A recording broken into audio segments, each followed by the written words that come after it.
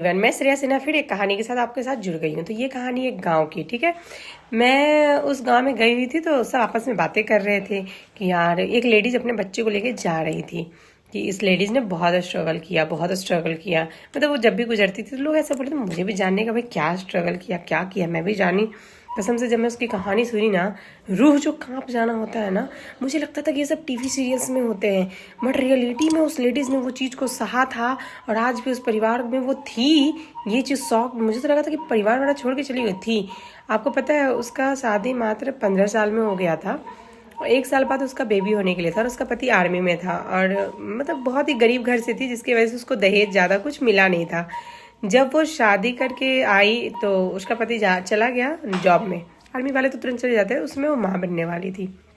दहेज नहीं मिलने की वजह से उसकी एक ननद थी जो जिसकी शादी नहीं थी और उसकी एक माँ थी जो वहीं रहती थी, सास। इतना उस पर टॉर्चर करती थी, इतना टॉर्चर करती थी, इतना टॉर्चर करती थी। और जब जा रही ना कि वो बच्चा होने वाला है तो उसको बोलती थी अगर बेटा नहीं हुआ तो मैं जान से मार दूंगा। पहले तो ऐसे भी गांव में आज भी बेटा बेटा का माहौल तो आज भी है, चाहे गांव हो या शहर।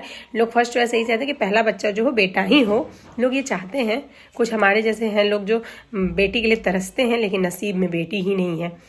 तो उसको मतलब हर तरीके से प्रताड़ना देना, मारना। बेड पलंग पे बैठ जाए तो बोलती थी तेरे बाप ने दिया है जो बैठी है, सोफा पे बैठ जाए तो तेरा बाप ने दिया है जो बैठी है, अगर कोई सामान यूज़ कर ले तो तेरे बाप ने दिया है।